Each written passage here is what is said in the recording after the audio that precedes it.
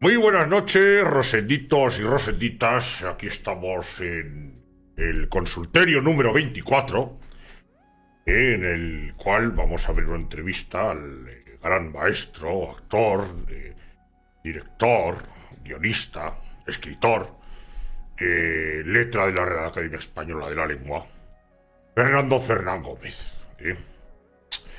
Espero que esté todo el mundo muy bien por ahí.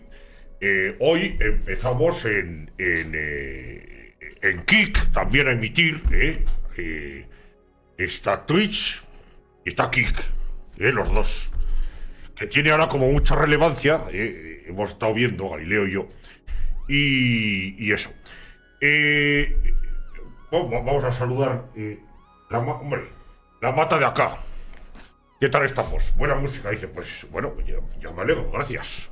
Se agradece, intentamos poner una cabecera amena, Y luego, Matusalén. Buenas noches, Máster. Pues muy buenas noches, muy buenas noches. Ya sabéis que podéis hacer consultas en directo, del tipo que queráis. También meteros en el Discord, como pone ahí en el rótulo.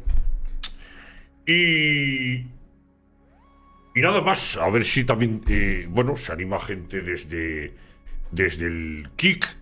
Como digo, que esto es algo, pues bueno, nuevo para nosotros. Voy a esperar un momento. ¡Anda la leche! Ah, sí, ahora. Nada, pues eso, lo dicho. Empezamos y lo que vamos a hacer directamente ya nos vamos a meter en barrena con la entrevista. Lo único de esta entrevista, pues, que la ha conseguido Galileo, por unas páginas y tal, no está bien acompasado el sonido. Pero bueno, como es, va a ser más en plan escucharla, ¿no? Podcast, como dicen ahora. Pero bueno, pues sería como fuese un doblaje del mismo. Bueno, vamos allá.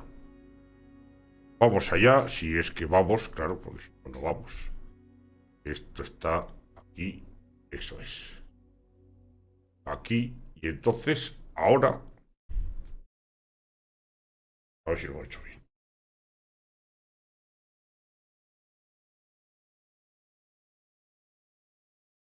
Correcto, correcto. Vamos allá.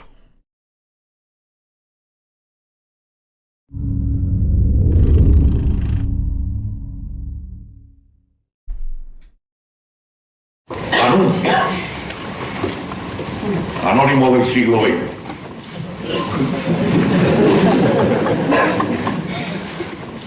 Necesito estufa de gas regalada, si no les hace falta. Busco mujer hasta 40 años. Guapa.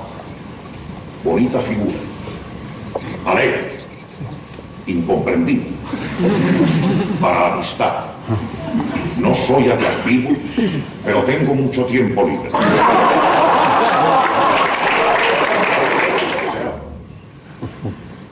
Sin prisa. Visitamos.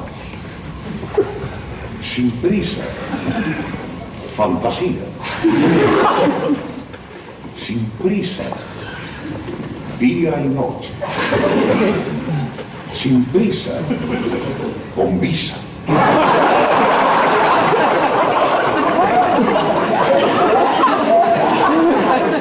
Vendo 3 juegos de puma. 1.500 pesetas. Sin estrenar. Farol, época de los nazis. Vendo 3.000 pesetas. Necesito 82 millones de pesetas. Asunto rentable. Formalidad.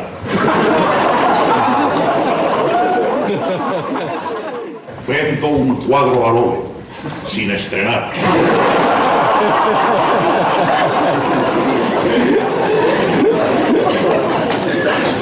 Atención.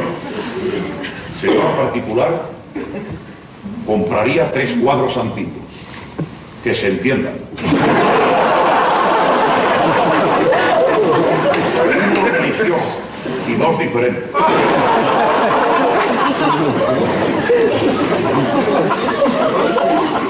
Cambio perra Cocker por máquina de escribir eléctrica.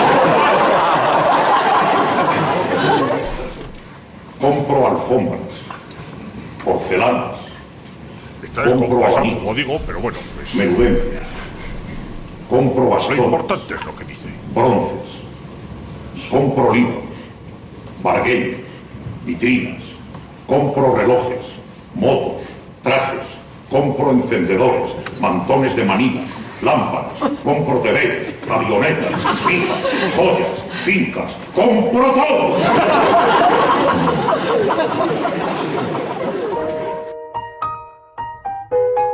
No, pero es que son unos cuantos segundos lo que está descompasado. Bueno, a ver qué tal será la experiencia.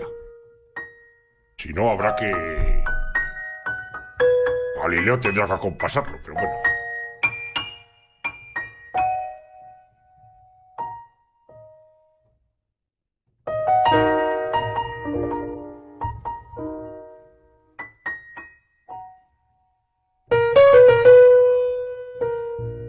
Cada uno se puede imaginar lo que dice.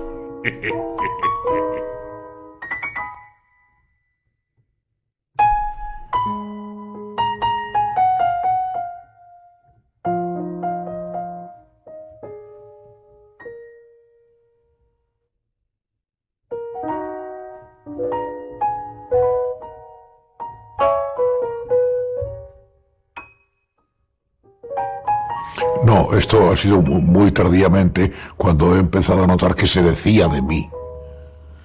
Y a veces con sorpresa he pensado, es curioso, estoy en esta reunión, o en casa, o invitado en otros sitios, tal, donde se comenta estas dotes que tengo yo para hablar y no me dejan hablar porque están todos hablando a gritos aquí a un tiempo, diciendo todas cosas y nadie se interesa por nada que yo pueda decir. Esto lo he experimentado varias veces, no porque yo dijera, hombre, yo he venido aquí para hablar. No, yo voy a los sitios simplemente, pues esto, para tomarme el whisky, para lo que sea, o para celebrar el cumpleaños de fulano. Pero sí he notado a veces esta contradicción, como también otra que he notado, sobre todo dado en mi trato con mujeres, que he notado el que me dicen, tú eres muy inteligente, eres más inteligente que casi todos los otros chicos, o que casi todos los otros señores, o que casi todos los otros ancianos, según la época en que esto se produzca, que conozco. Por eso me gusta mucho hablar contigo. Entonces hemos empezado a hablar, y a cada momento que yo he dicho una cosa, me han llevado a la contraria. Esto me ha ocurrido infinidad de veces. Y yo decía, pero ¿cómo es posible? Yo soy muy inteligente, esta señorita no lo es, y si yo digo, los edificios más bonitos son los de 5 pisos, ella enseguida dice, no señor, son los de 10, porque los edificios de 5 pisos, digo, es curioso. Este fenómeno sí lo he notado muchas veces a lo largo de mi vida, como también el otro que he dicho antes, de que yo soy, según mis amigos íntimos, un gran conversador, y estoy en multitud de reuniones en las que siendo yo un gran conversador, el que habla es el otro amigo mío que ha dicho, Fernando es un gran conversador, y no hablo más que él. Esto sí lo he notado también.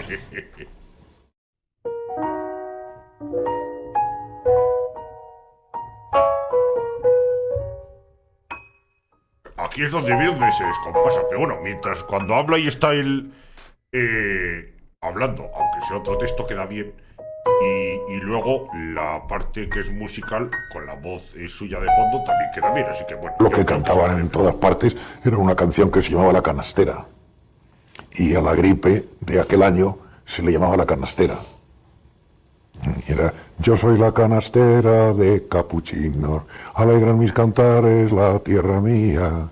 Y no sé cómo se decía. Esta canción fue uno de mis fracasos como cantante. En el colegio nos hicieron unas pruebas para el coro, para no sé qué historias en el colegio de los maristas. Nos llevaron a una habitación con un piano, nada más entrar allí a mí me entró un miedo, una vergüenza, una cosa espantosa. Y entonces el cura le fue diciendo a cada niño que cantaran, pero que cantaban una canción religiosa, una cosa de estas que todavía siguen existiendo. Los niños la iban cantando y el padre decidía cuál valía para el coro y cuál no valía. Entonces a mí cuando me tocó, yo dije, yo no sé cantar nada, yo no sé cantar nada. Me forzó tanto el cura, algo sabrás, pues lo que canten en tu casa, pues no has oído a la criada, pues sí, sí, pues canta lo que cantara la criada. Y yo canté esto, yo soy la canastera, no hice más que empezar, y dijo el cura, este no, y todo ya, quedé también estigmatizado para siempre en eso. Es que ahora habla y no... Queda raro. Pero bueno, se corta rápido la música.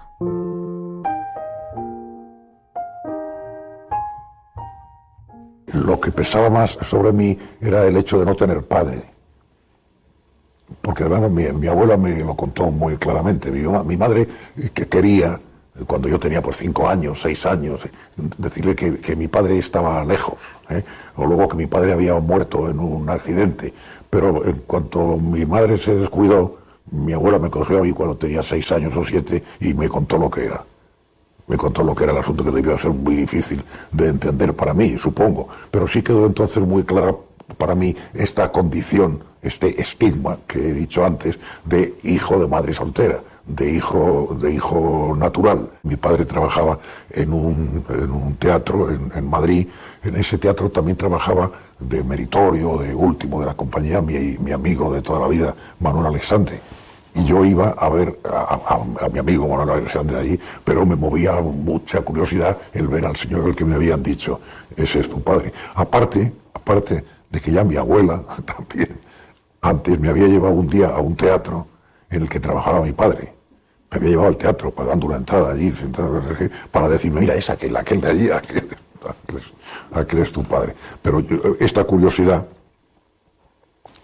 vamos, quedó satisfecha cuando le vi en el teatro, ya siendo yo mayor, teniendo 16 o 17 años, cuando le vi en el teatro. Le vi, pero allí en el saloncillo, en el pasillo, en un sitio, y me decepcionó, porque sí, era más bajito de lo que yo esperaba, tenía tripita, estaba un poco calvo y no sé, pero lo que no sentí fue ninguna emoción rara, ninguna cosa especial, nada sublime ni para bien ni para mal.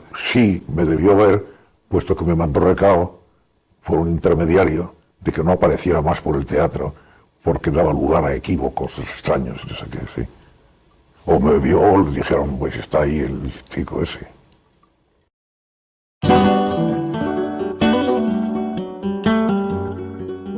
La tierra, por ser la tierra,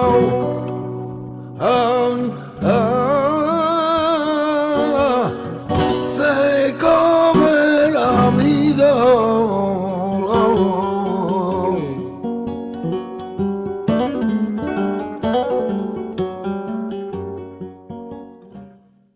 Hasta la guerra civil, o sea, en mi adolescencia y durante la guerra civil y al terminar la guerra civil, yo era de derechas. Yo me creía de derechas y yo estaba deseando en la guerra civil el triunfo de la derecha, porque lo otro me parecía una barbaridad.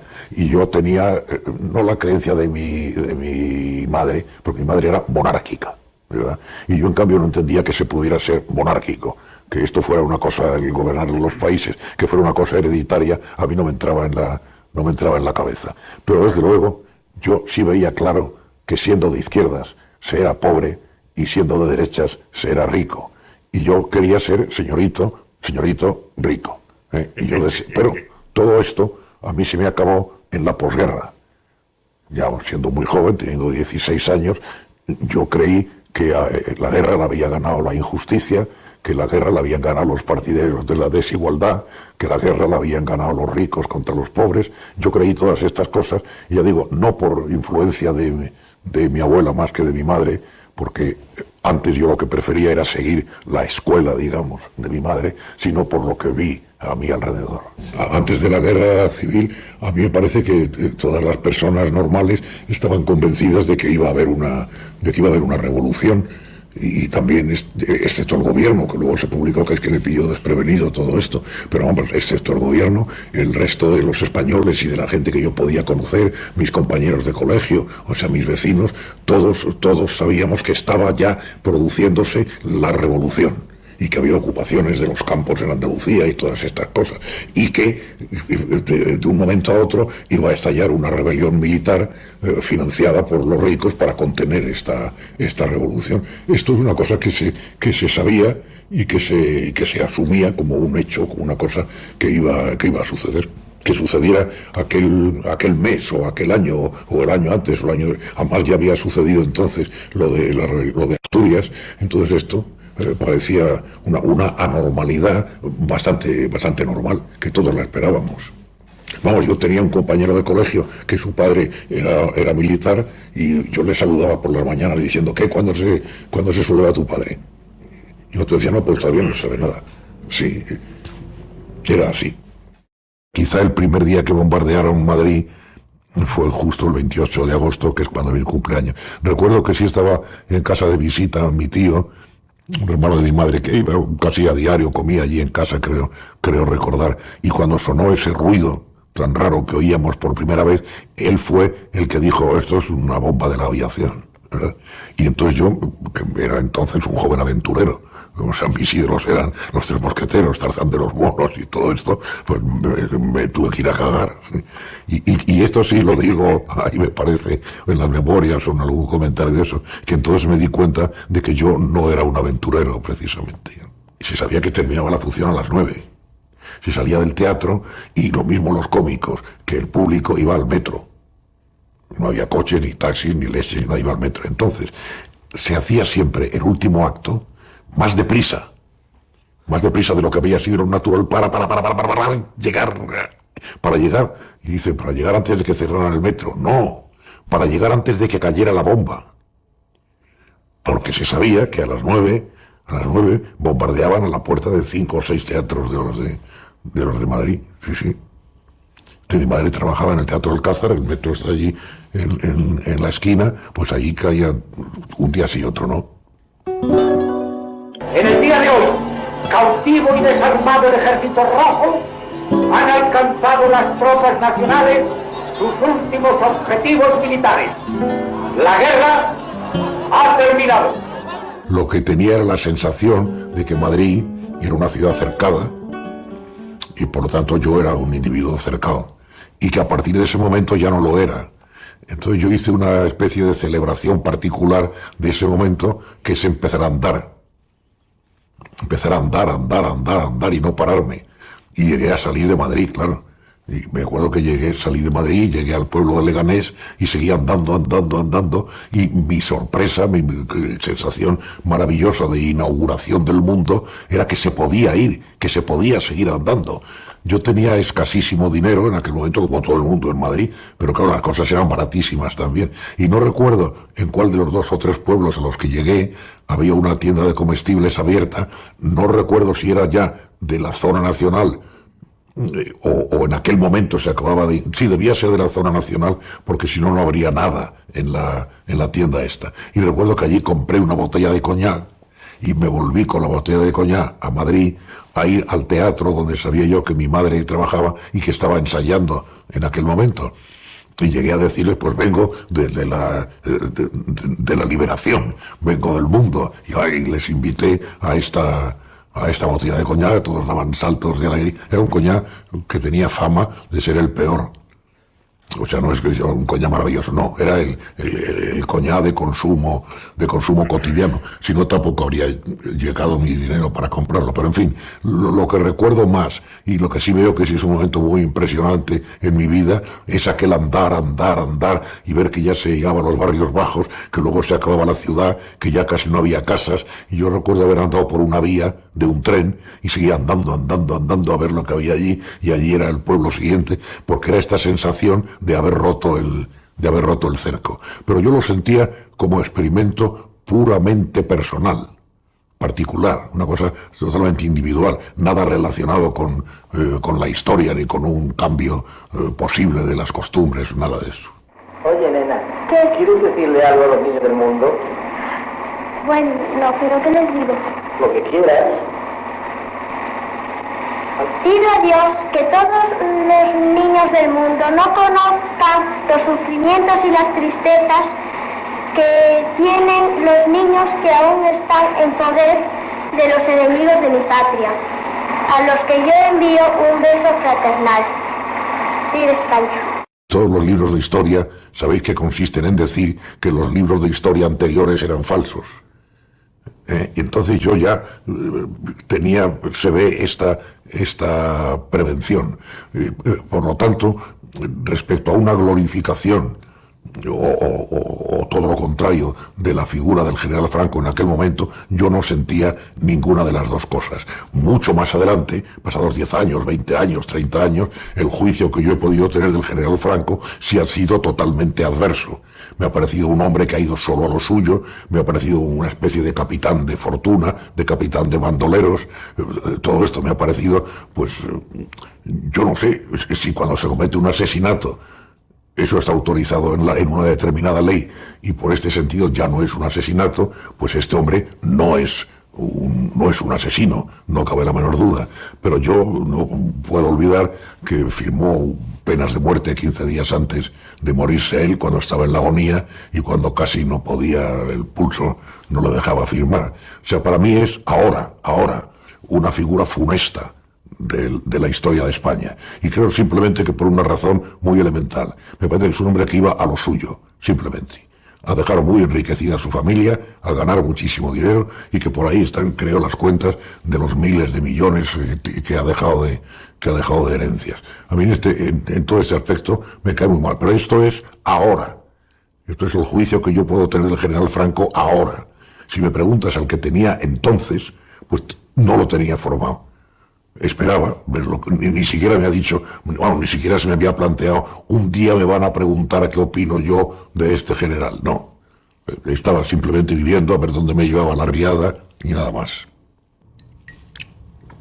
Esto es una cosa que, como me la preguntas, sale a relucir, pero a mí lo que me afectaba entonces es que yo me encontraba demasiado flaco, que además no era guapo al nivel de guapeza que yo notaba que les gustaba a las chicas, porque a mí mi problema más importante de entonces, que los años que tenía eran 17, era que me fuera fácil a mí conseguir las muchachas esas que me gustaban.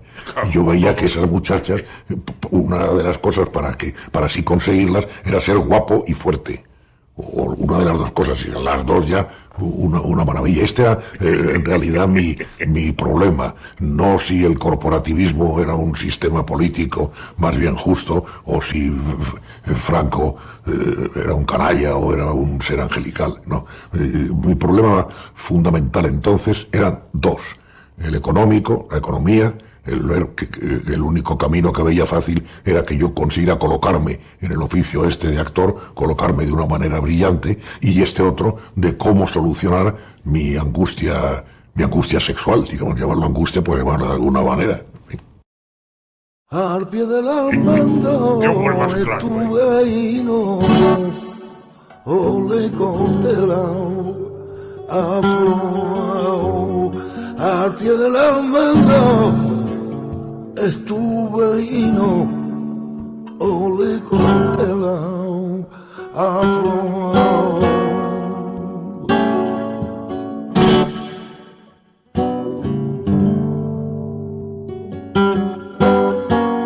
Era una época miserable. Yo sé que si ahora digo esto, hay gente que me va a decir, como lo ha dicho, gente allegada a mí, que también han vivido esta época y no la recuerdan tan miserable ni tan angustiosa. Yo, claro, no puedo entrar en los recuerdos de los demás. Esto es como lo recuerdo yo. Yo lo recuerdo, sobre todo comparado, ya te digo, con la impresión que tuve en cuanto salí por un lado a Italia y por otro lado a Francia. Yo lo recuerdo como una época de verdadera miseria. Y lo que no sé es si es que tiene culpable esto, no lo sé. Desde luego, si tiene culpable, para mí, ahora que ya se cumple todo el periplo de mi vida, pues lo que único que siento es una gran abominación hacia ese culpable. Un ramito de asao ha pintado o en un papel verde.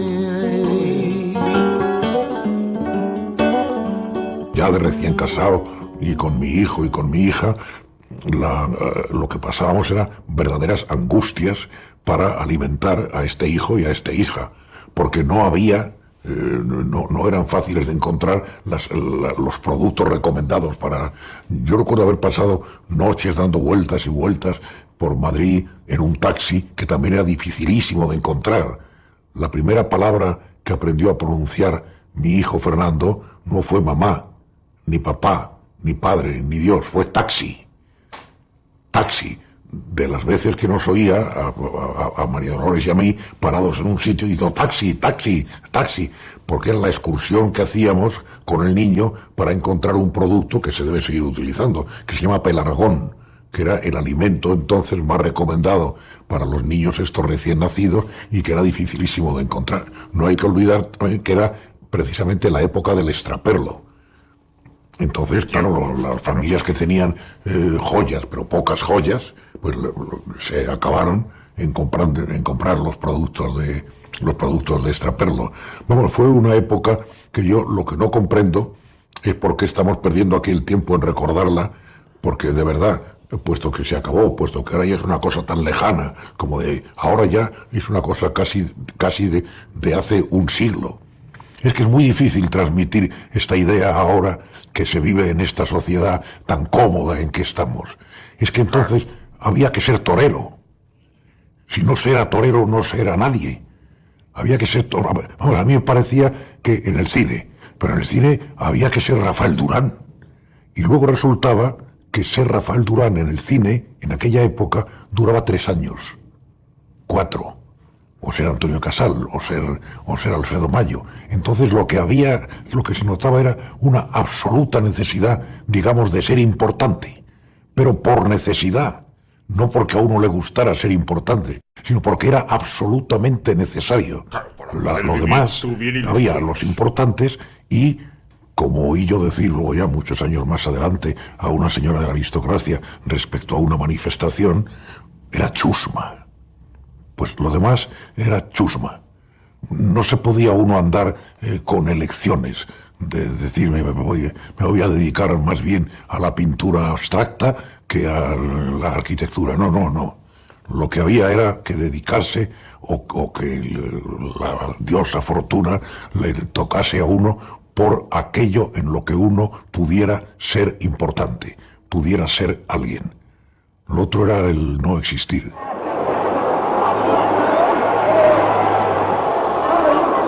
Una noche inolvidable para el cine español. El estreno de Amargo Horizonte ha constituido, como se esperaba, un éxito clamoroso. Sí, señores, nuestro cine empieza a contar en el mundo.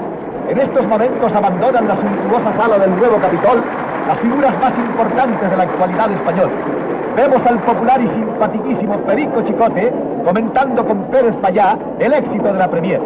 Y siguiéndole, entre el distinguido público que llenaba la sala, descubrimos a José Luis Sáenz de Heredia, el triunfador de tantos y repetidos éxitos. Con él, Fernando Fernán Gómez, el magnífico actor de nuestro cine. Y ahora se acerca a nuestro micrófono el veterano actor Manolo Rodríguez, que va a hablar para usted. A ver, Manolo, dinos algo original sobre la película. Formidable. Un triunfo más del cine español. Estoy tan emocionado que solo puedo decir ¡viva España! Magnífico, Manolo, magnífico. Escuchen la ovación con que han sido acogidas las patrióticas palabras de nuestro gran actor Manolo Rodríguez. En España tenemos, según la opinión de muchos verdaderamente entendidos, el mejor director de cine del mundo. ¿Cuánto se va a comprar una cosa con la otra? Y la verdad es que lo pudo hacer gracias a que no tuvo ocasión de hacerlo aquí. O sea, algo le debe ocurrir. Buñuel debe tener una obra muy, en realidad escasa, 20, 30 películas. Aquí no hizo más que 2 y las que no firmó antes de la guerra. Pero desde luego es como para pensar que algo raro ocurre aquí para que España... A mí me lo preguntaba un taxista una vez, creo que lo comenté en un periódico. Me dijo, usted es actor de cine, ¿verdad? Con un acento raro. Y yo le dije, sí, yo trabajo en el cine. Sí, claro, yo su cara, por eso la conozco. Mire, perdone que le haga esta pregunta. Y me dijo, yo soy iraní. Digo, qué curioso, muy bien, mucho gusto. Dice, ¿usted podría decirme por qué un país con una cultura tan rica como la española tiene un cine tan pobre? Me preguntó esto y, claro, mi respuesta fue, pues mire usted, eso mismo nos preguntamos nosotros. Porque la verdad, yo me pregunto lo mismo. Lo que no estoy muy de acuerdo es con una cultura tan rica. Yo no sé si es más rica que la iraní o no. No sé si el Quijote es mejor que las Mil y una noches. No tengo no tengo ni idea de esto.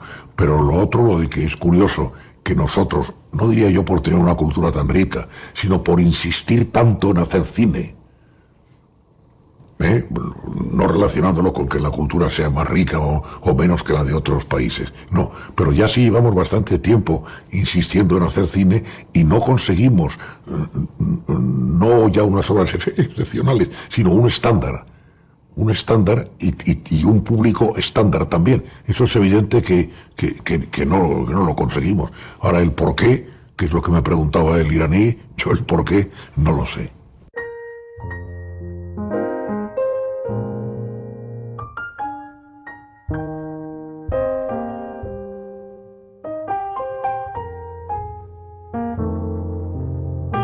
Qué curioso. Fatalidad, una película de Marlene Dietrich, con esta mujer que a mí, al verla en el folleto, me pareció bellísima, y entonces yo me las arreglé para que días después ir yo solo, porque recuerdo que no iba ni con amigos ni nada, a la sesión de las 4, me parece que era el Cine Barceló, donde daban esta película, Fatalidad, de Marlene Dietrich.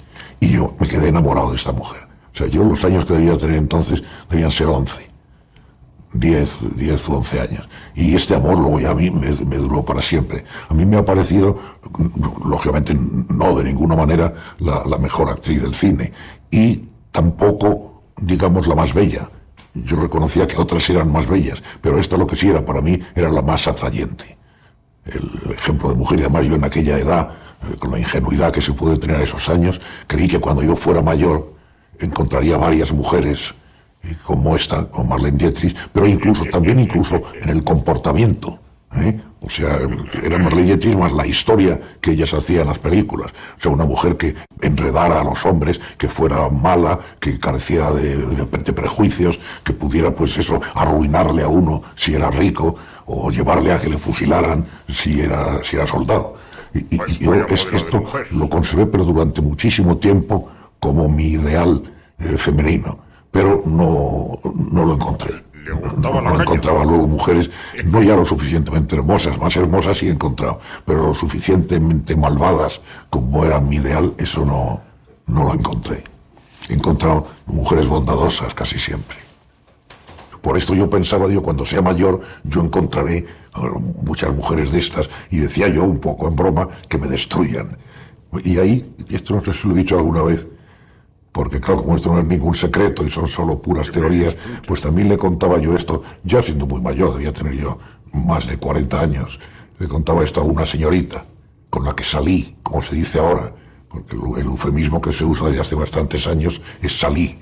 Pues cuando salí, cuando salía yo con esta señorita, pues después de una de nuestras salidas, recuerdo, estábamos en un sitio al aire libre, tomando unas cervezas, una cosa ahí por la Castellana o por Recoletos, y entonces, después de un silencio, ella me cogió la mano con mucha ternura y me dijo: ay, Fernando, a ti no se te puede destruir, tú ya estás destruido.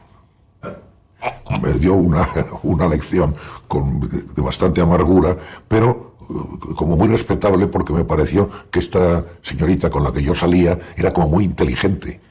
No ya por haber comprendido la situación, sino por haber elaborado esa frase que estaba muy bien. ¿Qué más ocurre? No lo puedes decir a patada. No, manía de decir a todo que no. Yo he venido a bailar. Ah, pero como yo no sé. Si te dejas llevar por mí parecerás Fred. ¿Vamos? Yo, Fred Astaire. Pero si no sé. Ya verán cómo no sé. Ese ahora parece que está haciendo el anuncio. Una película.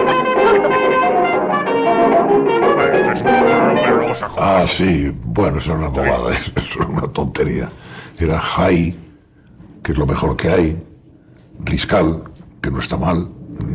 Fontoria, que es la gloria. Pasapoga, que está muy en boga. Morocco, que no está mal tampoco. Y así seguían, cuantos todos tenían. Habíamos hecho esta lista. La vida esta nocturna, que consistía en ir al cine y en ir en algunos. Los cafés tenían inconveniente de que cerraban a las 2 de la madrugada.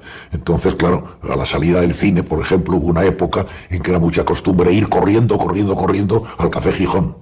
El Café Gijón se llenaba, pero se llenaba solo de 1:15 a 2 menos cuarto. Porque a las 2 menos cuarto empezaban a echarnos. Luego había unos locales que fue muy conocido en la época, el Riscal, la terraza de Riscal y el sótano de Riscal, que tenían la obligación también de cerrar a la misma hora, a las 2, pero tenían tolerancia. O sea, que cerraban a las 2, pero cerraban despacio. Como iban cerrando despacio, pues podías estar que hasta las 2:30 o las 3. Y esto de que había que cerrar a las 2 por caprichos de aquel régimen era solo en Madrid, digamos en Madrid ciudad. Pero había unos locales en las afueras que el permiso que tenían ya era hasta las 3. Y claro, en estos locales, cuando se acercaba la hora de cierre en Madrid, teníamos que salir corriendo en coches, en taxis, como fuera, hasta estos locales de las afueras, que era lo mismo, pero fuera de Madrid, o al aire libre, si era en verano, que solían estar por Arturo Soria y por ahí. Y esto pues duraba hasta las 3, que también por la misma tolerancia eran las 3:30 o las 4. Pero el que quería todavía podía seguir este tipo de vida en las gasolineras. Y durante una época, hasta que lo prohibieron, al cerrar todos estos sitios, alguien, un listo, dijo, bueno, pero es que hay un local que no puede cerrar nunca, ese está abierto, que es el bar del aeropuerto. Porque eso, como llegan vuelos nocturnos, y entonces efectivamente todos los que éramos más noctámbulos, más empedernidos, durante una temporada que duró poquísimo, no debió llegar ni a un mes, nos trasladamos al bar del aeropuerto. Entonces, claro, a las 3:30 de la madrugada, en el aeropuerto no había un alma, pero el bar se llenaba solo de 30 o 40 personas, pero eran 30 o 40 personas, de los cuales 6 o 7 o 8 o 9 eran chicas de estas de alterne, 2 o 3 podían ser artistas, chicas también, de las que cantaban y bailaban en estos sitios, y los otros, pues lógicamente, casi todos estaban borrachos. Estaban o estábamos. Entonces, el vuelo que llegaba, por ejemplo, a las 5 de la mañana, era así, que llegaba a las 5 de la mañana del extranjero, de Sudamérica, por lo general, a Barajas, y un vuelo. Solían ser vuelos que traían retraso, que tenían que haber llegado a la 1, a las 2, llegaban a las 4, a las 4:30, y lo que se encontraban era Barajas absolutamente desierto, y en el bar unos enloquecidos dando gritos, saltando, cantando flamenco, y claro, ocurrió una cosa, que se cerró el bar del aeropuerto. Sí, uno de los días que fuimos allí, nos encontramos con que allí no había nada, y uno de los mozos nos explicó, dice, no, es que han dado una orden, que esto se cierra a las 3 de la madrugada, y que los que vengan de los vuelos que se las arreglen, pero hasta las 7 o las 8 no abre. Había siempre subterfugios de estos raros para ver cómo los noctámbulos, de una manera casi ilegal, podíamos prolongar este rato hasta las claritas del día. O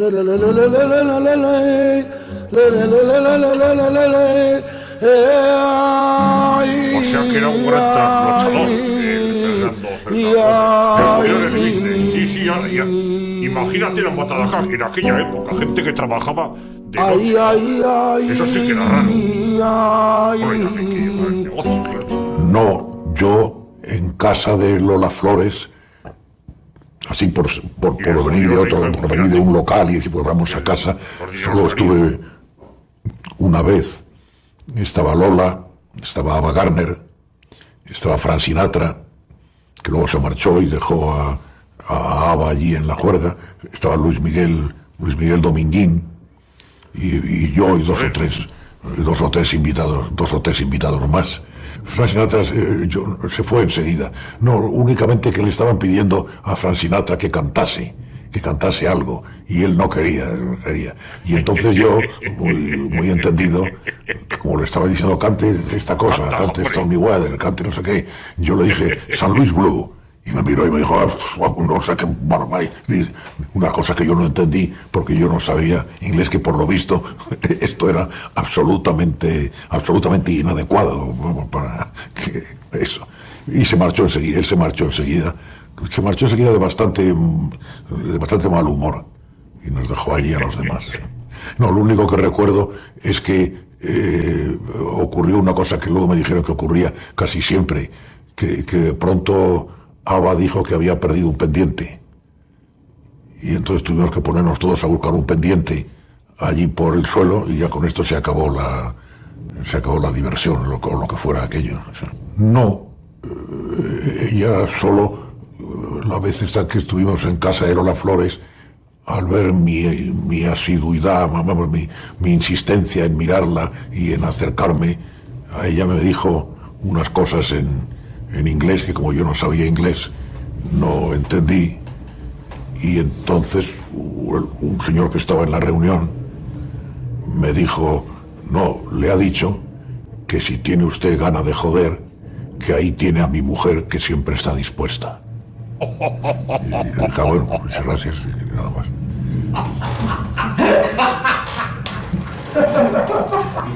Es una conversación por persona interpuesta, que se llama esto.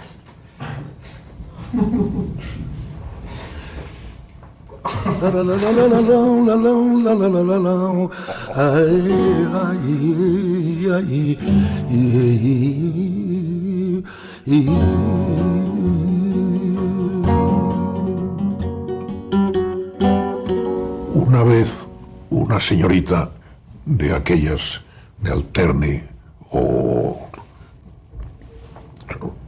una clienta habitual, no sé, en Riscal creo que fue, en Riscal, muy tiernamente se me acercó, me acarició la cabeza y me dijo: Fernando, la mujer que tú buscas no la vas a encontrar en estos sitios.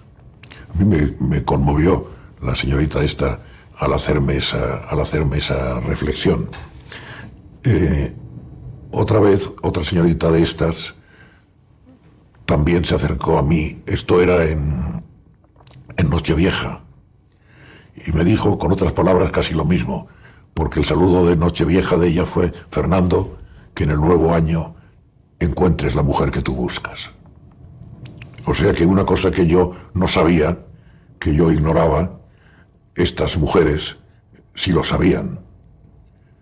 A mí me descubrieron que a lo que iba yo a esos sitios, equivocadamente, según una de ellas, era a buscar una determinada mujer a la que no conocía, que no sabía quién era, y que erróneamente iba a unos sitios absurdos, según la primera de estas dos, a buscarla. Pero pienso que tenían razón, y que no sea a los demás noctámbulos lo que les movía, porque también yo he ido muchas veces a esos sitios acompañado con una mujer, quiero decir, y también algunos de los otros que vi, pues siempre iban con una mujer. Pero se puede ir con una mujer, esto lo saben muy bien los señores de la vida esta de noche, se puede ir con una mujer precisamente para encontrar una mujer, porque hay muchas mujeres que se niegan a acercarse a un hombre si el hombre está solo, y sin embargo sí se acercan si el hombre está con una mujer. Un chulo al que yo conocí en aquella época me explicó esto y me dijo que, claro, cuando se va de pesca siempre hay que llevar un gusano. Sí, y entonces Menuda analogía. Jesús Franco era el que me parece que conocía a una señorita que decía que era un gusano estupendo. Y efectivamente era verdad, era una mujer normal, corriente, pero que yendo con ella siempre se sentaban dos o tres mujeres más a la vez. En fin, quiero decir, con esta respuesta tan larga, que quizá lo que me movía a mí a ir a esas cosas era, por un lado, porque me preguntó también una vez García Nieto, precisamente, el poeta, tan amigo mío, me dijo: Fernando, pero tú todas las noches vas a estos sitios, porque alguna vez fui con él, le invitéis, y le dije: sí, pues todas las noches. Y dice: ¿y por qué? ¿Qué encuentras tú a esto? Y yo le dije: pero bueno, a estas horas hay un sitio mejor que este donde se pueda estar. Porque a las 3 de la madrugada estar en un sitio que está rodeado de señores que van a ligar, de chicas que son la mayoría bellísimas, donde se puede beber, donde se puede tomar unos pinchos, unas cosas, donde tocan la música, donde se baila, a las 3 de la madrugada es mejor estar en casa, habiendo eso. Esta reflexión le hacía yo a García Nieto, pero luego esta otra reflexión que me hicieron esas dos mujeres me hizo pensar que yo estaba equivocado, que yo no sabía por qué me pasaba las noches en esos sitios, y que a lo mejor sí era el buscar esta mujer ideal, como he dicho, en unos sitios equivocados. No le importa que me cambie. Es que ahora tengo el número de los babilonios. Desde luego. Verá usted, Mi hijo le ha regalado unos pendientes de brillantes. Es tan gentil, delicado y perfecto. El descarriado, mi hijo, gentil y delicadamente, le ha robado esos pendientes a su madre. ¿Los robó? ¿Le importaría ayudarme? ¿O estos cordones?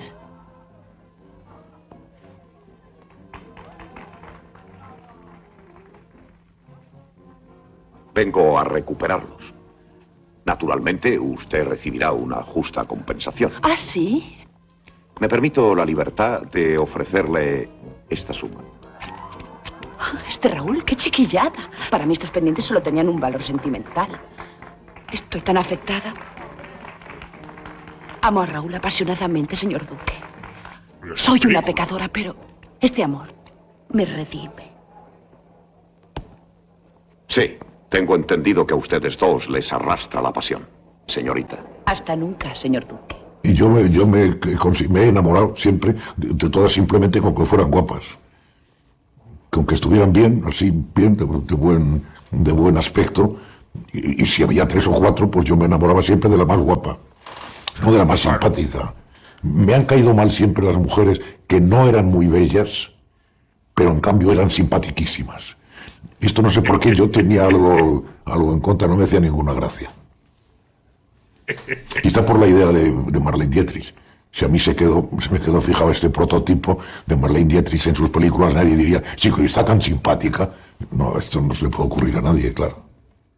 ¿Qué cultura? ¿Pero cómo? No, yo qué sé. Otros encantos. ¿Pero cómo me va a gustar una mujer por culta? No, vamos, atraerme, es que no... No, si además no lo digo como chiste ni como nada, sino que me parece como inverosímil. Me puede gustar por culta para maestra. Mira, claro, pues que venga de 6 a 7 y cuánto cobra y que me enseñe filosofía medieval o algo así, pero... Lo otro es que no se relaciona, no tiene relación.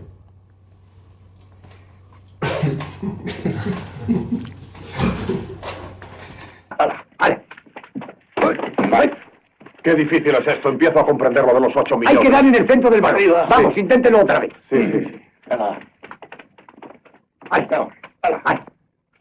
Venga. Mucho, muy bien. Pero que muy bien, si no le he dado. Pero con la intención basta. Por mucho que aprenda un hombre poco dotado para el atractivo, para el atractivo amoroso, para el atractivo sexual, por mucho que aprenda, de ninguna manera podrá igualar a uno de estos. A mí esto me lo explicó una señorita con la que yo estaba intentando salir y la invité a cenar. Era una mujer bellísima que yo había encontrado en el rodaje de una película y ella llevó la conversación al terreno que realmente que la debía haber llevado yo en lo que cenábamos.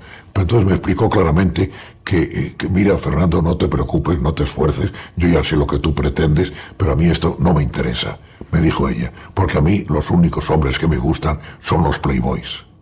Pues claro, yo no, tú no vas por ahí, tú no vas por ese camino. Y entonces me explicó claramente que es que los playboys, aparte de ser casi todos muy guapos, muy jóvenes, estar muy bien situados en sociedad, es que se preocupaban única y exclusivamente de las mujeres y de gustar a las mujeres y de agradar a las mujeres. Y me dijo, mientras que a vosotros, a los demás, se nota que siempre estáis pensando en otra cosa.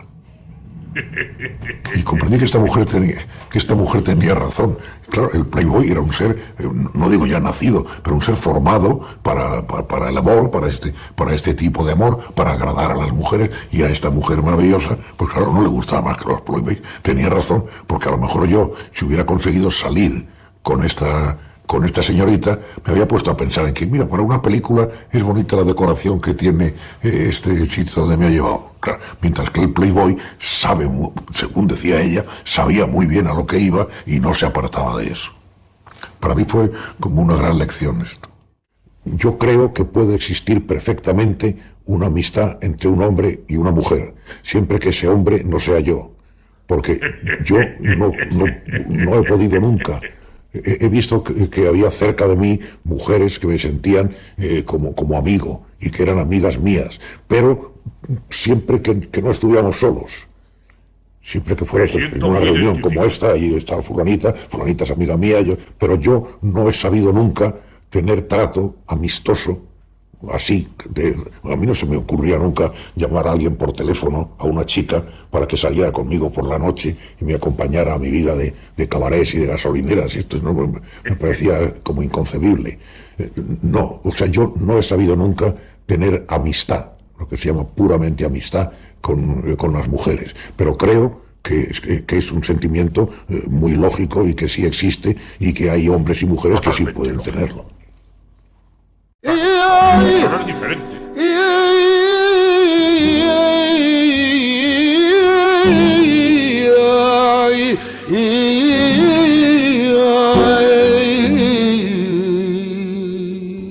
Yo recuerdo haber oído en televisión a Gila, mi admiradísimo Gila, que él no era patriota y que él sí sabía que el patriotismo era un invento de las clases poderosas para que las clases inferiores defendieran los intereses de los poderosos.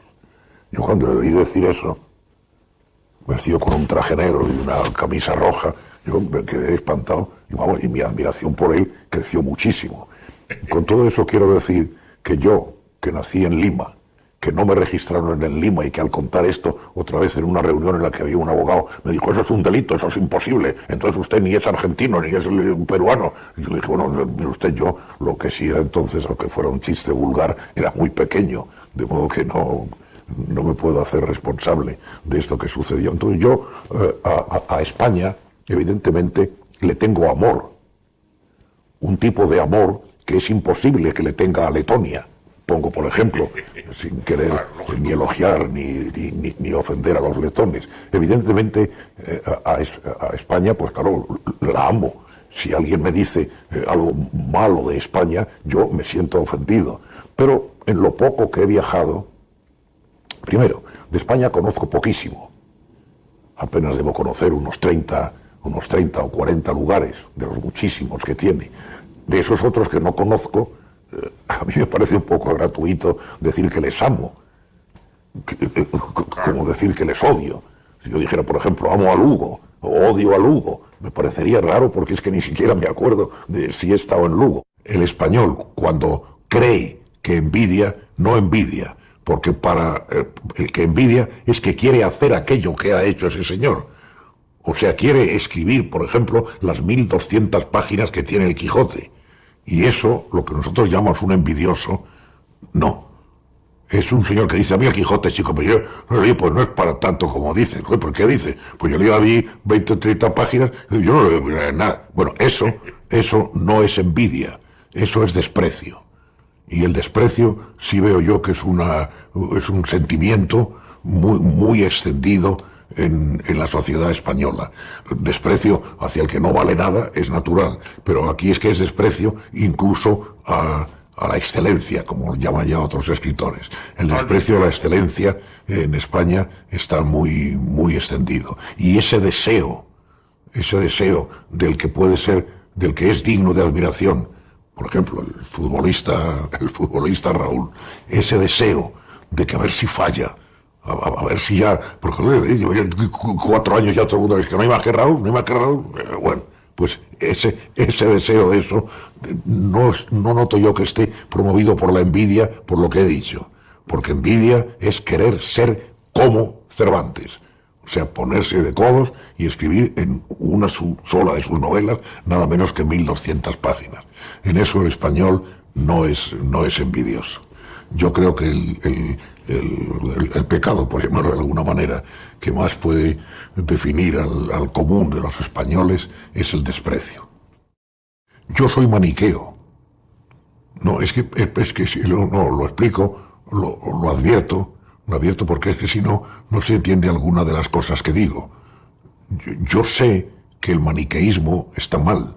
O sea, yo sé que el creer que la vida consiste sobre todo en la lucha del bien con el mal, y que hay unos que son buenos y otros que son malos, y que esta es la lucha y la raíz de todo lo que sucede, que pensar esto está mal, porque eso es maniqueísmo. y que lo que no es maniqueísmo, lo que no es la teoría de Mani, sino la teoría de Jesús de Nazaret, es la contraria, que es que todos somos buenos y que en el fondo todos tenemos bondad, y que la lucha es porque el diablo aquel, que bueno, muy bien, entendidas o por lo menos atendidas estas dos cosas, yo soy maniqueo. Yo creo que la vida, el eje de la vida, lo que estamos todos padeciendo, es la lucha del bien contra el mal, y que hay unas personas que son buenas, que son aquellas que practican más que nada el bien, y otras que son malas, que son aquellas que practican más que nada el mal, o que no se detienen ante el momento en que puedan obrar mal. Estos son malos. Y los que ante el momento en que pueden obrar mal se detienen, estos son buenos. Bien, yo creo esta ingenuidad de que esto es así, según dijo Mani, y que soy maniqueo. Y lo que no sé de ninguna manera es por qué estoy explicando esto ahora. Bueno, hay un dicho, no un dicho, sino una especie de apólogo oriental que es muy bonito en este sentido, pero que es el optimista. Un chico, es algo así, como, no me acuerdo yo bien, un chico que se va de aventuras o que se separa de la familia para vivir su vida, y esto es casi en la prehistoria. Y el padre le da como única defensa un anillo mágico, que le dice, mira, este anillo no te lo quites nunca, más que en el caso de que ocurra una desgracia extrema, de la que ya tú veas que no te puedes defender de ninguna manera. Entonces recurre al anillo mágico, pero solo en esa circunstancia, y ya verás cómo el anillo lo soluciona todo. Y cuando llega la situación extrema, la que sea, el hombre se quita el anillo y simplemente tiene grabado por dentro una frase que es: esto también pasará. O sea que la receta es esa.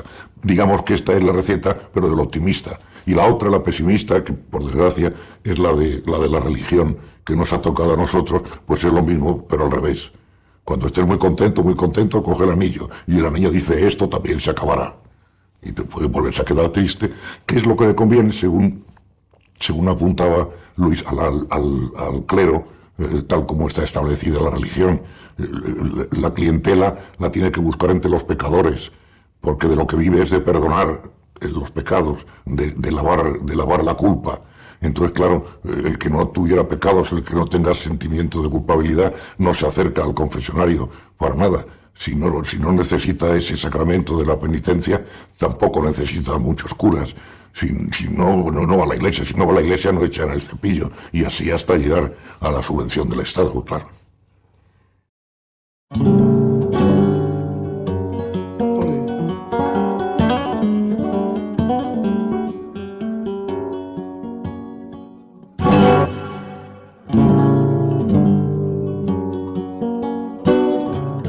Todos los curas son polígamos.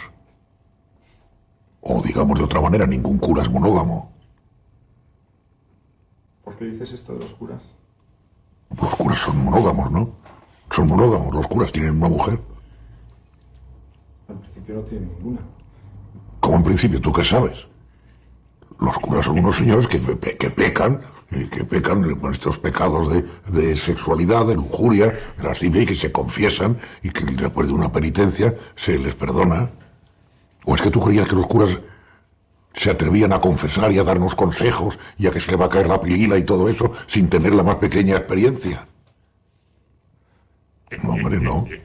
Los curas son unos señores que pecan, que cometen un pecado, que el pecado es más grave en ellos que en los demás, pero que saben lo que es la relación sexual, que saben lo que es la lujuria, que saben lo que es la lascivia, que saben que los lujuriosos se van al infierno en una proporción infinitamente superior a los avarientos. Lo saben estas cosas. ¿Y qué? Me parece que quieren probar un poco de todo, ¿no? Para saber de qué están confesando. No lo hacen por eso. No, lo hacen porque es natural hacerlo. No es porque digan, yo me voy a sacrificar, yo voy a probar mañana, voy a ir a los teatros, a coger la vedette, mejor. No es eso. Es porque el impulso suyo, humano, les lleva a eso, que ellos saben que es pecado y cometen este pecado, y después, como han cometido pecado, pues recurren al sacramento de la penitencia y se confiesan y ya está. Es una cosa que, vamos, yo, como es natural, yo no he sido cura, no sé, pero pienso yo que esto es así. Porque una cosa tan fundamental y tan fundamentalista como la religión no puede andar dando cambios, dando bandazos con arreglo a lo que está sucediendo en la vida real. No puede ser tan pragmática. No puede ser que digan de pronto, hombre, bueno, ahora ya piden perdón por Galileo y por todo esto, pero claro, no se puede enseñar la trampa tan frecuentemente de tener que estar pidiendo perdón 400 años después de una cosa y 300 años después de otra. Entonces, claro, es natural que ellos sigan aferrándose y dicen, bueno, ya que hemos dicho esto, pues que los niños que no se la casquen, hombre, por favor, vamos a conservar algo de lo que les hemos dicho, claro. Claro, no puede ser que ahora de pronto la Iglesia diga, pues sí, en la última no sé qué del Papa ha dicho que se la casquen porque ya hay demasiados niños en Mesopotamia. No puede ser, claro. Claro. Pero pues es así, ¿no? Yo empecé a beber whisky desde que un amigo mío, mayor que yo, 4 o 5 años mayor que yo, con el que salía muy frecuentemente, al verme pedir una ginebra, me dijo, pero si tú ahora ganas mucho dinero en el cine ya. Dije, mira, mucho dinero, no sé, pero gano dinero. Pues si eres rico ya, ¿por qué bebes ginebra en vez de whisky?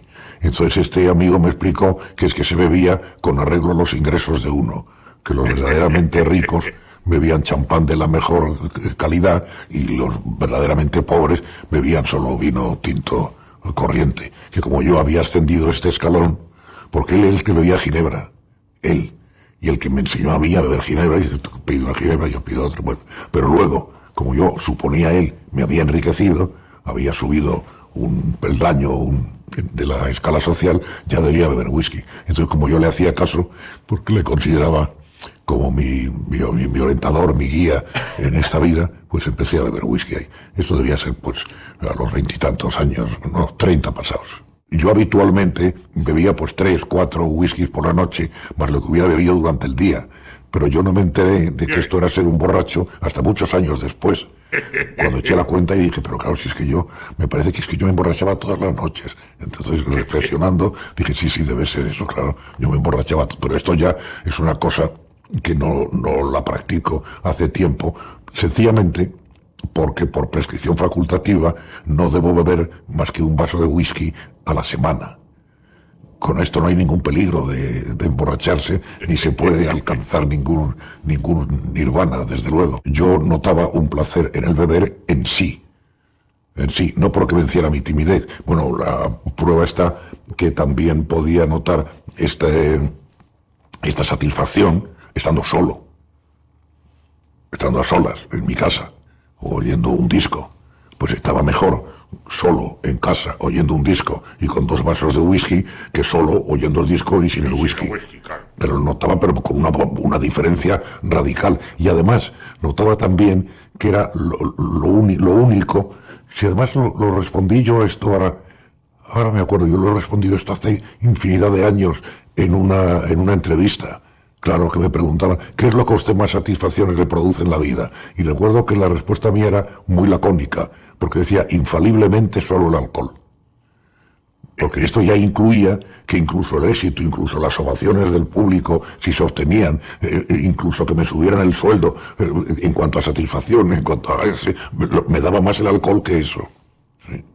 Que creo que además, con esto, no estoy manifestándome como una persona singular. Me da la impresión de que esto está generalizadísimo. Lógicamente generalizadísimo entre los que beben. Entre los abstemios, desde luego, no. Pero entre los que beben, yo sí noto que este señor se pone mucho más contento cuando bebe que ayer porque le subieron el sueldo. Sí. ¡Qué hombre tan lógico! Y sin censuras a la hora de hablar. Está muy bien. Da gusto. Debía tener yo 15 años, 16, cuando ya había leído y casi estudiado el libro muy famoso entre tímidos, que se llama La timidez vencida, de un señor que se llama Jacot, que el uno era la timidez vencida, el otro era cómo hacerse rico, el otro cómo cobrar agilidad si es usted paralítico. Todo tenía una serie así de libros de esto. Y yo, desde luego, claro, me leí aquello e incluso lo estudié y sabía unas tonterías fabulosas. Sabía que llegar a una reunión, antes había que respirar profundamente. Claro, entonces yo cuando iba a una reunión respiraba profundamente y claro, seguía con mi misma timidez como es natural, pero no pensaba que aquel hombre estaba equivocado, sino que pensaba que yo no había respirado lo suficientemente profundo. Bueno, pues en el teatro, en el escenario, la timidez no es ningún inconveniente. Esto, claro, a todo el mundo le sorprende. En mi caso, por ejemplo, si yo estoy hablando con alguien que me conozca menos que vosotros y estoy hablando de lo tímido que soy, pues claro, enseguida me dice, si usted es tímido, ¿cómo puede haber hecho esos trabajos que ha hecho? Y salir en el teatro, y en el cine, y en las películas. Para esto un tímido, y claro, precisamente un tímido eso sí lo puede hacer, porque al tímido la reacción de timidez le sobreviene porque no sabe cuál va a ser la respuesta. No sabe cuál va a ser la respuesta a su acto. Entonces si yo cojo a una señorita por la cintura para darle un beso, yo no me voy ni pensarlo. Pero en el teatro, si yo hago de un señor que de repente coge a una señora por la cintura para besarla, yo ya sé que ella va a aceptar el beso. O también sé que si me va a rechazar es mentira, que está en el texto. Y también sé que los testigos, aquellos 200 o aquellos 7 espectadores que hay, por una convención que hay, no se van a manifestar de ninguna manera respecto a mí, ni a favor ni en contra por lo que he hecho. Por eso todo esto se queda fuera, se queda entre bastidores, y el tímido ya no tiene estas dos cosas que son las que le impulsan a su timidez, que es el miedo a la respuesta. A la respuesta la va para tener de momento o de los testigos. El tímido sabe que si entra en un salón, ¿cómo le van a recibir? Le van a juzgar en ese momento. En cambio, en el teatro, en el cine, el que hace de tímido o de valiente o de lo que sea, ya sabe que los demás no le están juzgando a él, sino que están cada uno a lo suyo. Y eso le da una libertad de acción que es lo que pierde el tímido. Yo soy un tímido con mal carácter. No se ha confundido, no. Además, cuando yo estoy mostrando mi timidez en un sitio, no es en el momento en que estoy diciendo, señor, vaya usted a la mierda. No, ahí ya no. Ahí ya es lo contrario de la timidez, ¿no? Ahí es cuando no he tenido miedo a mostrar mi auténtico carácter, claro. No, al contrario, he procurado que se sepa para que me dieran menos la lata. En una determinada época, yo ya, cuando vi que empezaba a tener fama de antipático, yo dije, no, a mí me conviene cultivar en cierta medida esta antipatía en vista de lo pesados que suelen ser casi todas las gentes que me rodean, sobre todo respecto a nosotros, los que tenemos una profesión de la que se entiende que son brillantes. Yo dije, no, esto, cierto grado de antipatía yo creo que es conveniente. Estaba deseando que viniera usted para acá, señorito, para decirle una cosa un tanto delicada. ¿Pero de dónde habéis sacado a este monstruo? Bandoleros de hoy, 128.1, tercera. ¡Acción! Estaba deseando que viniera usted por acá, señorito. ¡Orden! ¡Pero deja hablar al otro, que es tu señorito, leche! Sí, es verdad. Perdón. ¡Motor, coño! Estaba deseando que viniera usted por acá, señorito. ¡Corten! ¡O me corto yo los huevos! ¡Pero quiero ser los soplapollas que ha encontrado este hombre! ¡Samantes! Es de los que se presentaron a la convocatoria. Pues lo habréis buscado con una lupa colgada en los cojones. ¡Me cago en el padre de los hermanos Lumière! Claro, sí. Está inspirado en él, y casi una de las frases que dice, me parece que la decía Lucia, no me acuerdo, pero creo que sí. Sí, yo con aquel director al que más se parecía de los que yo había conocido era Luisa Lucia. Sí. Pero Lucia es que no era así exclusivamente como director de cine, sino era su comportamiento en general. Un día al terminar el rodaje, Lo terminamos pronto, por lo visto, debían ser una hora como las 6, las 7 de la tarde. Y me dijo, oye, Fernando, ¿me acompañas? Que quiero ir a un bar. Pues que es que tengo ganas de pegar a alguien. Y claro, mi gran sorpresa es que llegamos al bar, a un bar de lujo, de gente muy importante, que había allí muy cerca de la Plaza de la Independencia. Nos pusimos en la barra y pegó al señor de al lado. Sí, primero lo empujó así un poco con el hombro. Era un señor mayor, el Lucia también era un señor bastante mayor, muy fuerte, eso sí, muy fuerte era. Y entonces yo le pegó así con el hombro de al lado, el hombre se volvió, ¿qué pasa? Y ya después esas tonterías que se dicen siempre, pues nada, yo que le he hecho a usted, pero güey, compa. Le agarré, le di un puñetazo en toda la cara, ya nos separaron, nos fuimos, el hombre pagó allí muy deprisa, y nada, no le dio ninguna justificación, simplemente me dijo, ya te he dicho que yo te había ganado ahí de... O sea, era este su carácter. Por lo tanto, yo cuando vi eso ya pasé a pensar que durante los rodajes lo que estaba era muy contenido. Porque claro, en los rodajes de las películas que yo he hecho con él, creo que han sido solo 2, me parece. No lo he visto nunca pegar a nadie. Este día supongo que tenía ganas de pegar en aquel café para no pegar a alguien allí en el estudio. Pero lo hizo tal como lo he contado, con una enorme frialdad. El piso de ustedes es el 9º, interior letra F. Exactamente allí. Allí no llegarán los ruidos de la calle, el ajetreo de los tranvías, el humo de los autobuses.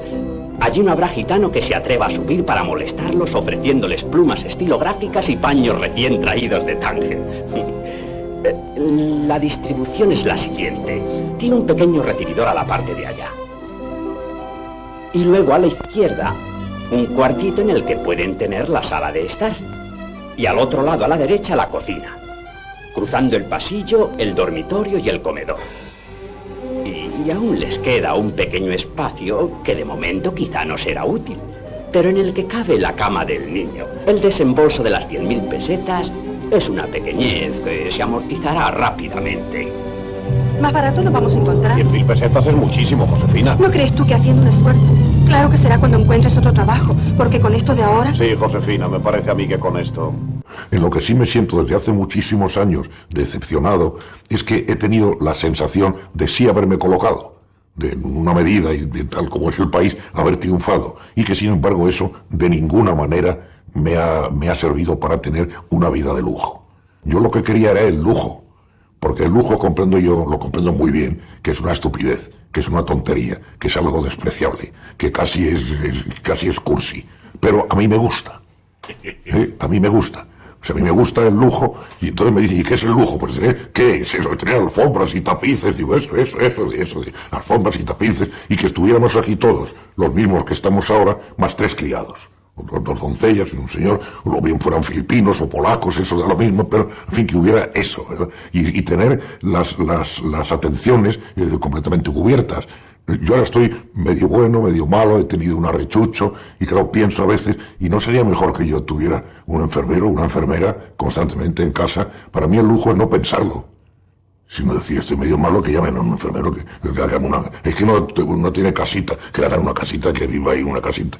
Pero ese lujo, y por poder hacer viajes, pero de capricho, y de una manera súper cómoda, a los sitios con... En fin, el lujo, y que las bebidas, todas las bebidas están organizadas desde hace mucho tiempo, que dice 10 años, 15 años, 20 años, ¿verdad? Bueno, pues que siempre fuera la de 20 años.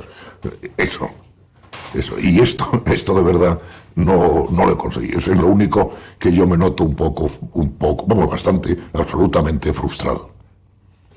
Mala conciencia, yo sí la tengo en una medida bastante pequeña de no haber llevado un comportamiento civil acorde con lo que puedo llamar mis ideas.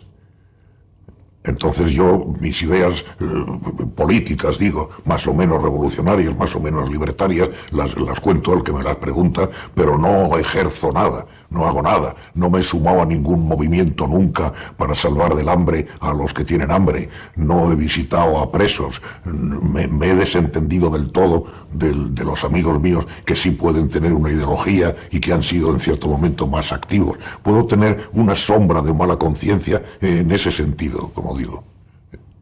sombra nada más. Yo veo mi escasa biblioteca de aquí y digo, uy, ese y ese y ese y ese, no los he leído.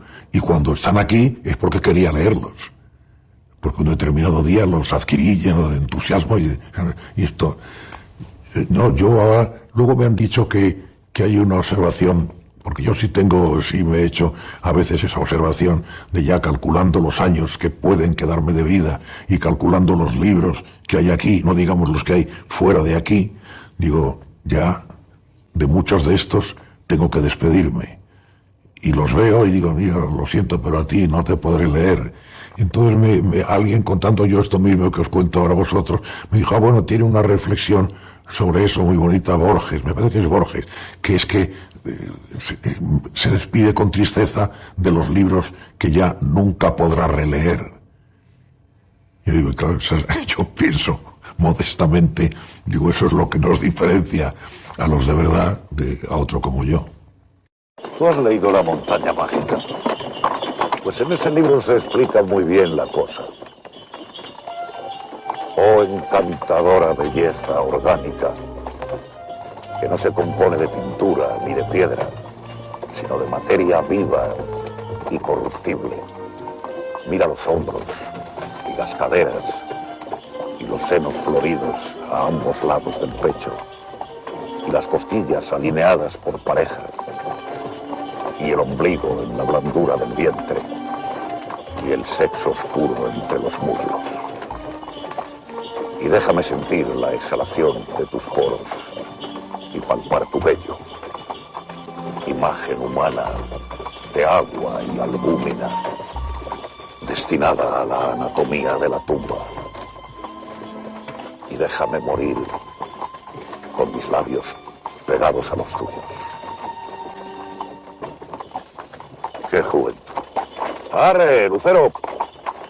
Si pudiera haber una vejez en la que no hubiera ningún deterioro físico, en la que no estuviera unida la vejez a la enfermedad, yo creo que sería muchísimo más llevadera, sobre todo por gentes de determinado carácter como es el mío, que sí tengo una especial resignación para privarme de otros placeres y que no los echo demasiado de menos, como podía ser este del alcohol que decíamos, o lo que llaman ahora en los periódicos, que a mí me divierte tanto, las relaciones sentimentales, ¿verdad? Pues en fin, yo comprendo que un señor de mi edad no podría tener ahora 5 relaciones sentimentales de esas, o cinco relaciones táctiles, ¿verdad? No podría ser, en fin, hay que prescindir de esto. Pero a mí lo que me molesta más de la vejez es que he podido ver que sí es una edad más propicia a las enfermedades, sobre todo a las enfermedades más o menos incurables.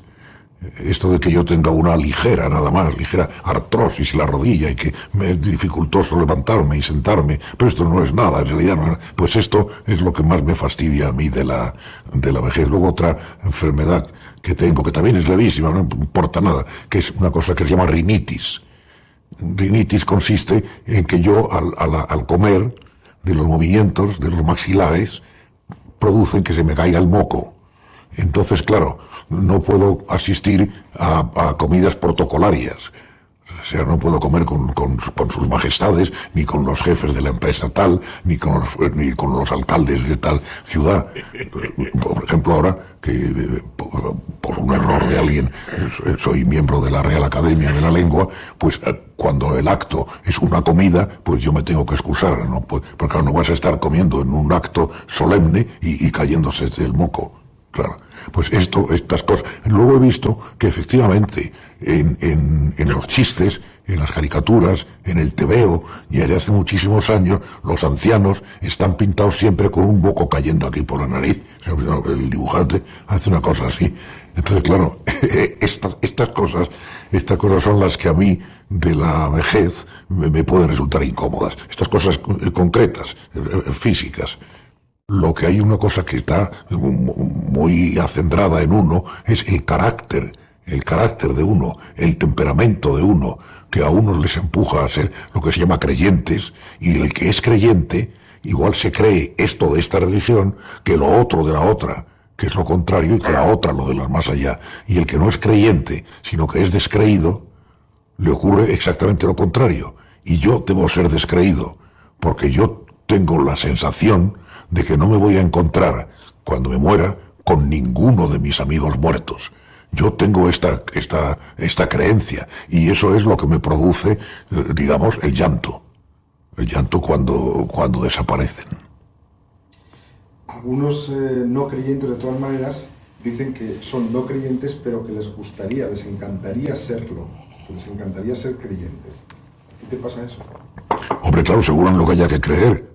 Si hay que creer en el paraíso de Mahoma, pues a mí me gustaría ser creyente. A mí me gustaría mucho más creer que cuando yo me muera iré a un sitio lleno de huríes en que no tendré problemas de la vivienda, ni de las enfermedades, ni nada. ¿A quién puede no gustarle eso? Claro, sí, sí. Esto es como decir, en la vida real, le voy a explicar a usted una cosa, los imbéciles no sufren. ¿A usted no le gustaría ser imbécil? Hombre, claro, qué duda cabe. Si usted me dice que los imbéciles no sufren, pues yo voy encantado de ser imbécil. Eso me parece que es exactamente lo mismo.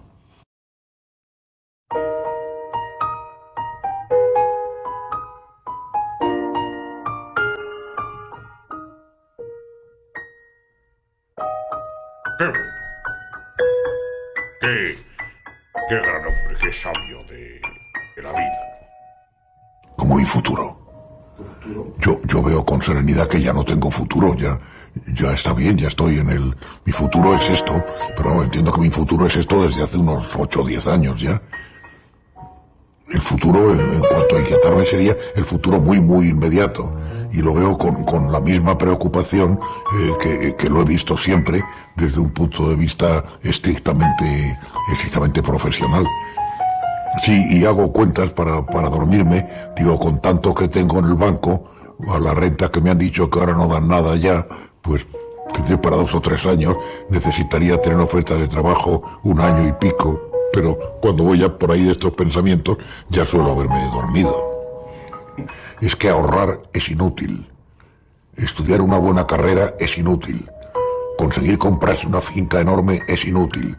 Todo depende de lo que decidan los altos poderes en un determinado momento. Así es. En el momento en que decidieron que el dinero de la zona roja no servía, todos los que habían ahorrado se quedaron absolutamente pobres. Les daban unas estampitas y un recibo a cambio, y el dinero que tenían no valía para nada. Para nada. Cuando unos señores tenían un piso que al contratarlo, el contrato era vitalicio, cuando decidieron que no era vitalicio, mi madre, que tenía un piso para toda la vida y que su mayor alegría era haber tenido allá un piso, y aquí la dijeron que aquel piso no era suyo y que se podía ir porque según la ley que acababan de hacer, cuando el dueño de la finca entera tenía una hija que se casaba, o un sacerdote que solicitaba piso, o un policía que solicitaba piso, había que echar al vecino que viviese más solo. Entonces mi madre, sobre la angustia de haberse quedado sola, porque su hijo se había casado y se había ido a otro sitio, tuvo la angustia de perder el piso por la razón de haberse quedado sola. Bueno, con esto yo lo que quiero es dar una lección, ya por mis muchos años me puedo permitir este gusto, a todos los que creen que el futuro está en sus manos y no en las manos de los que se han apoderado del futuro de todos nosotros. Fin. Fin del trocito este, digo,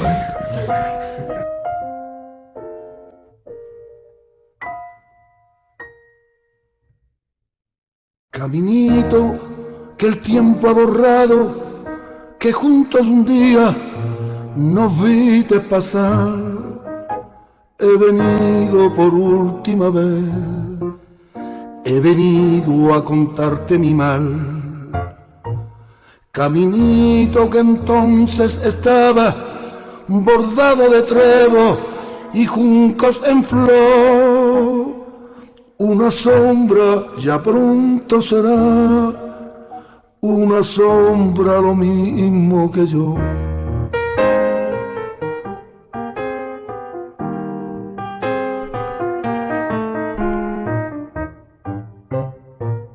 Desde que se fue, triste vivo yo, Caminito amigo, Pues yo hasta aquí también hemos llegado. me voy.